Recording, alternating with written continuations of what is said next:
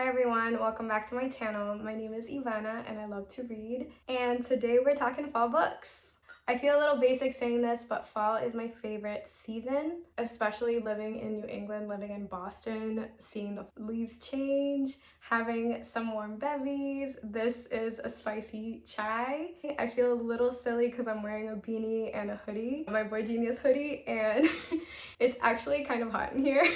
Like many people in the world, I'm a mood reader, but I think that for the fall, I wanted to be strategic because even though the fall is my favorite season aesthetically, sometimes I get really down in the fall and then the winter feels really bleak. So I want to be strategic about the types of books that I pick up because I want to make sure that I enjoy them, and I think that books can really put you in a rut if you're not reading them at the right time. So I'm all for mood reading. I have 10 books total and I've split up my TBR into 3 categories. The first category is cozy and comforting books. The second category is creepy/horror books. And finally, the last category is a little bit miscellaneous, but it is about real life horror. So we're gonna start with the comforting books. For those of us who struggle with seasonal depression this time of year, especially in the winter, I think about trying to cheer myself up. I want to make sure that I have the coziest fall possible. And the first of these books is actually a reread. It is Writers and Lovers by Lily King. This book was published in 2020 and I read it last year on a whim. I checked it out from the library. When I first started on Bookstagram, that's where I started talking about books. I vividly remember people posting arcs of this, and I was just like, I don't believe the hype, it's not that good. And then last year I picked it up from the library and I read it physically and I chunked it every day before bed and I loved it. This book follows a girl named Casey who has recently suffered the loss of her mom. She lives in the Cambridge, Boston area, and she is a writer, but she's also working as a waitress to pay the bills. And she really muses on love, writing, creativity, and her love of the city. There's a lot of scenes in this book that are set in the Esplanade and in Harvard Square, and for me it was really comforting. I feel like this book was more about the melancholy vibes, but even though the vibes were sad, it was still a book that made me feel like warm and fuzzy inside, and not in like a cloying way. I want to reread this because I want to feel that feeling again of reading this book, and I also want to see if I can maybe take more notes or like actually annotate. My friend Emma was kind enough to find this in a little free library, and she was like, Ivana, I know you wanted to read it, so here you go. So thank you, Emma, for that. So one thing I love about this book is the mention of the geese. I think a lot of people are afraid of geese and birds in general, and they find geese annoying. I do think that when I run in the Esplanade in Boston, there are always a bunch of geese and I have to like avoid them, but I'm not afraid of them. I actually think they're so beautiful, and there's some really beautiful illustrations of geese on here. These, as well as in the back. And I feel like I really want to get a tattoo of this. Let me know if you think I should. I think I'm gonna do it no matter what, but motivate me. With this one, I'm just gonna share a few of the first lines just to give folks a taste. The book starts with, I have a pact with myself not to think about money in the morning. I'm like a teenager trying not to think about sex, but I'm also trying not to think about sex, or Luke, or death, which means not thinking about my mother who died on vacation last winter.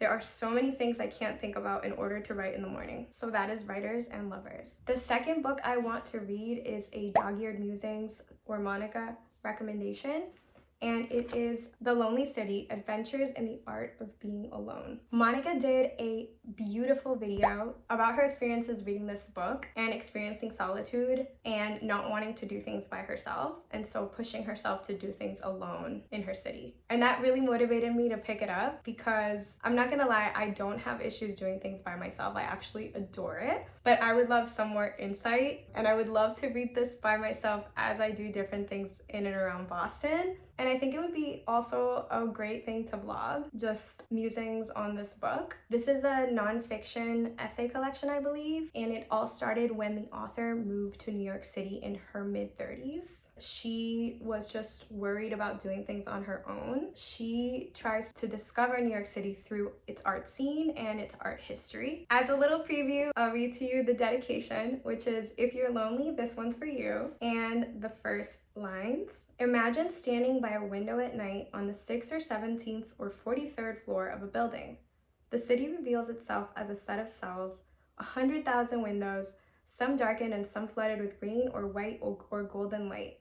Inside, strangers swim to and fro, attending to the business of their private hours. You can see them, but you can't reach them. And so this commonplace urban phenomenon, available in any city of the world on any night, conveys to even the most social a tremor of loneliness, its uneasy combination of separation and exposure. Who wouldn't want to read that?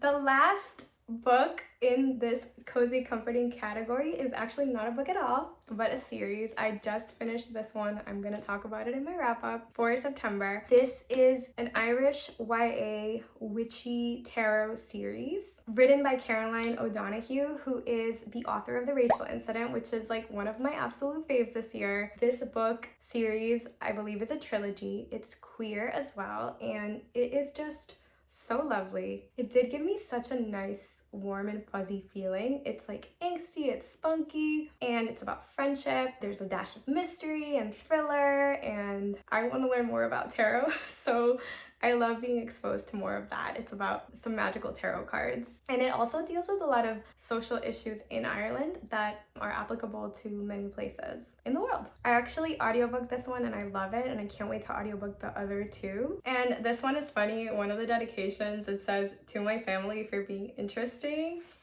And the first lines go, "The story of how I ended up with the Choky Card Tarot Consultancy can be told in 4 detentions, 3 notes sent home, 2 bad report cards, and one Tuesday afternoon that ended with me being locked in a cupboard." I'll give you the short version. How sweet is that? How cute is that? The other 2 books in the series are on my TBR. Okay, so now on to the creepy/horror books. This is the largest section. I have 5 books. And obviously when I think about the fall, I think about Halloween.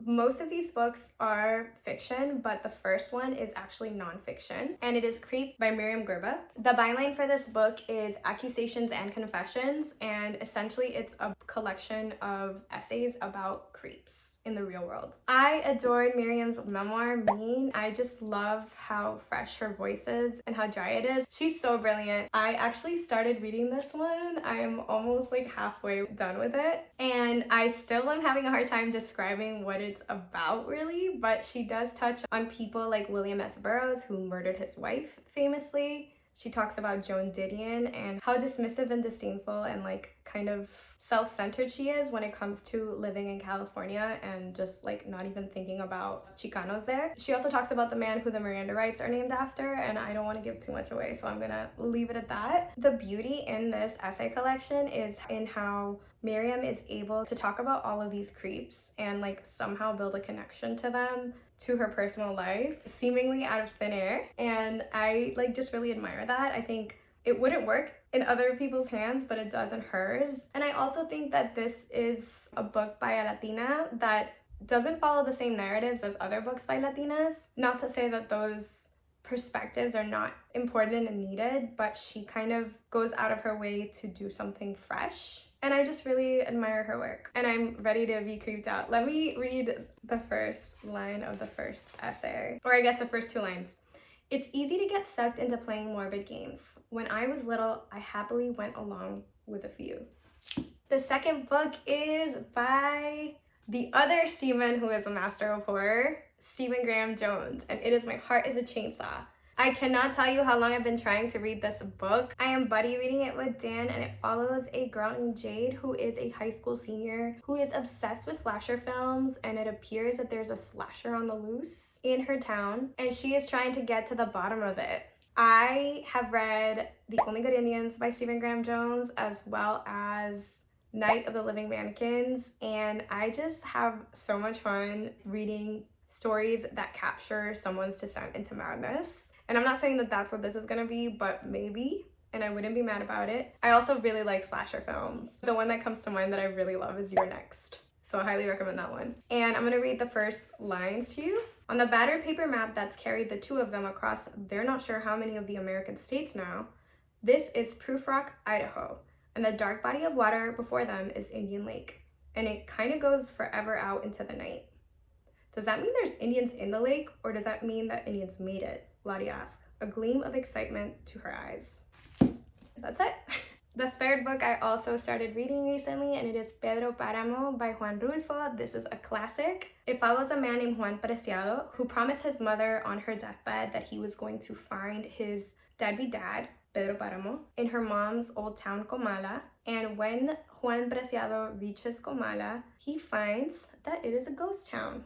And there's a lot of mystery surrounding Pedro Páramo and his family and all of the horrible things that they might have done to the town. I'm trying to read more classics lately, especially like Latin American classics. I'm reading this one in Spanish, but it's also available in English. What really stuck out to me about this book was the gorgeous cover and the fact that it's kind of like it feels like a ghost story. I'm still not sure what the heck is going on, but it feels like the vibes are there. And I'm not going to share the first lines of this one because I don't want to translate, but I do want to share that for this one, the introduction is written by Gabriel Garcia Marquez. This book was actually written in 1955, and Gabriel Garcia Marquez says that this was probably the most influential book that he read, and that the first time he read it twice in a sitting, and that he could read it backwards and forwards, and he could tell you on what page a particular passage was and in which edition it was printed in. So that speaks volumes to the influence that this book has had. And I don't want to share any more about this book because I am in the middle of a vlog that I'm finishing today as well, and I'll talk about it then. The next creepy/horror book is also a new classic. It is The Bloody Chamber and Other Stories by Angela Carter. This book was published in 1979. It is a collection of creepy stories, and I don't want to know anything else until I start reading it. It's been called cerebral, it's been called sensual and dark and fantastical. These are the first lines in the Bloody Chamber story, which is the first one in the collection. I remember how that night I lay awake in the wagon lit in a tender, delicious ecstasy of excitement, my burning cheek pressed against the impeccable linen of the pillow, and the pounding of my heart mimicking that of the great pistons ceaselessly thrusting the train that bore me through the night, away from Paris, away from girlhood, away from the white enclosed quietude of my mother's apartment, into the unguessable country of marriage. I'm intrigued. I want to keep reading. That was also a run-on sentence that left me breathless. So really excited for that one. The next book on the list is a graphic novel called My Favorite Thing is Monsters. This is written and drawn in lined paper. It is so creepy. My colleague and I are starting a graphic novel book club with our coworkers, and I'm low-key worried that this is going to be a book that is too creepy for some people, and that's gonna scare some people away. But it follows a girl named Karen Reyes, who is 10 years old. The year is 1967. Her neighbor, who was really kind and was a Holocaust survivor, got murdered, and I think she's trying to solve his murder. I am going to open to a random page and we'll see what it's about. I'll leave you with this. What are those creatures? I don't know, but I'm really excited to find out. Moving on to the last section, which is real life horror. These books are a little bit miscellaneous, but these are books that I have been putting off for way too long that I'm really excited to read. The first one is Jesmyn Ward's Salvage the Bones. This book I have been wanting to read for a long time, like I said, and I have been looking everywhere for this in used bookstores, and I was able to find it at the Brookline Booksmith. This book is about Hurricane Katrina. I've said this before on the channel, but I have recurring nightmares about natural disasters, specifically tsunamis, but it's because of my upbringing. And a lot of the hurricanes that I experienced in Puerto Rico, like growing up there, I was really fortunate. Like I never went through anything traumatic, but for some reason, nature just freaks me out.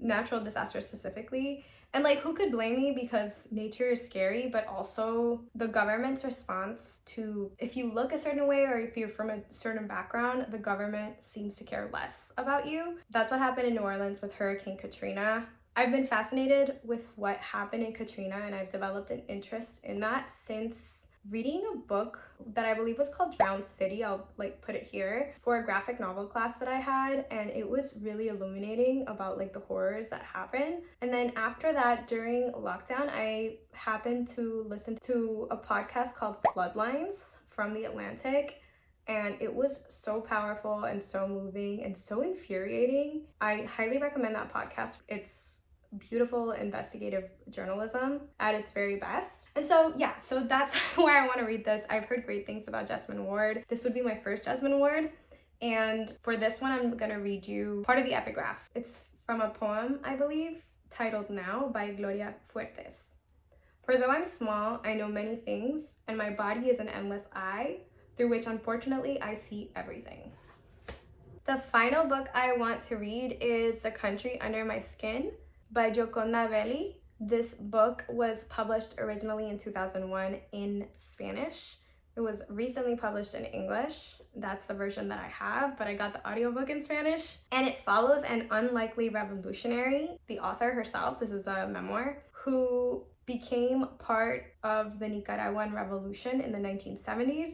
She came from an upper middle class family and she became a sandinista. So I follow some folks on Bookstagram like laurathestudent who talk about how when we talk about Latina history and Latina books in general in the United States, not enough people shed light on Central Americans. So I really want to learn more about Central America through the eyes of what it appears to be a feminist icon. This one I've waited way too long to start. It sounds really juicy, really interesting. So I'm gonna read you the first lines, and it goes, "With each shot I fired, my body shuddered, the impact reverberating through every last joint, leaving an unbearable ringing in my head, sharp and disturbing.